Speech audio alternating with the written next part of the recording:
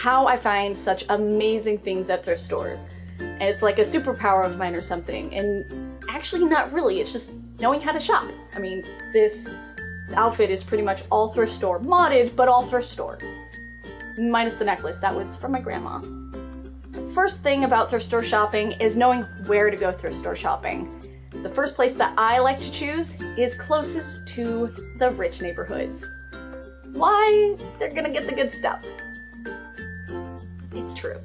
So once you're inside the thrift store, it can be really overwhelming. So what I usually do is I sometimes head straight for the bric-a-brac, whatever they call it. It's the aisle full of like knickknacks and wooden bowls. I just start heading that aisle really slow.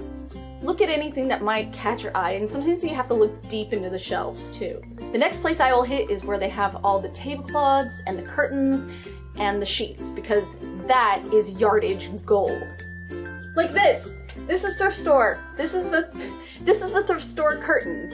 I almost made a costume out of it, but I have found it too valuable in covering things, adding it as ambiance, so far it hasn't been sacrificed to the costume gods yet. When going to a thrift store, you have to ask yourself, what am I looking for? If you're specifically looking for something, you're more likely to probably walk out empty-handed, maybe, if you're not an impulse shopper, like myself.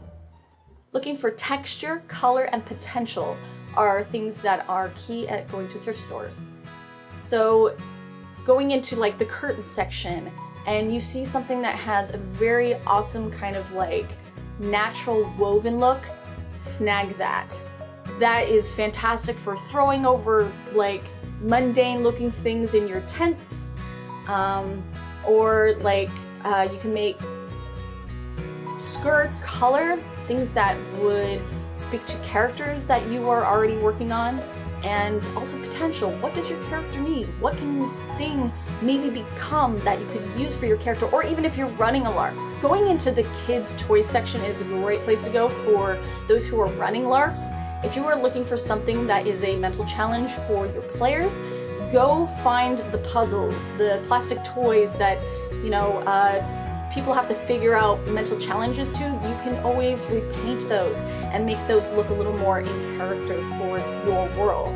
And this is the aisle to completely avoid. Going through the glass section, I mean, sure, you might be able to find some little tiny bottles or something super awesome and decorative, but remember, it always has the potential to break and cause a safety hazard at LARP. Pillows! Decorative pillows. Don't pass up decorative pillows. They can have embroidery or beading on them that you can actually incorporate into a costume, like a corset or the back of a jacket or the back of a doublet. All kinds of potential in throw pillows. Purse section. Hello, leather. My friend Mary. Hi, Mary. She used to make these amazing helmets out of old purses. You can get studded leather and genuine leather to make armor out of, and you can also strip hardware from purses. Sometimes you can find some really cool buckles and snaps and detail pieces from purses that you can just rip right off of there, and it's awesome. The other thing is, consider, can I fit this in my car? Am I willing to drag this to LARP? Sure, you find this really awesome, cool chest that's perfect for your character. It's so rad, you can put all your camping gear in that. Will it fit in your car?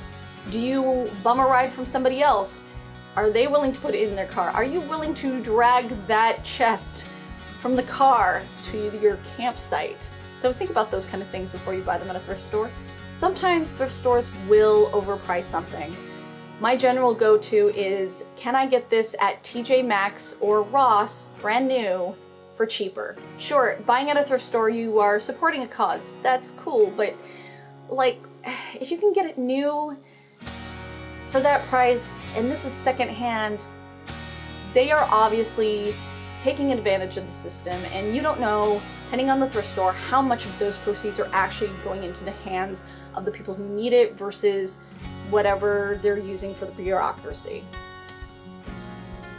Sometimes it's worth waiting for an item until it comes around to being 50% off. Goodwill also has dollar days. Sometimes they have days where it's like $1 for certain items that are marked a certain color. I'm Mackenzie Jameson, and thank you for watching Thrift Store LARPer.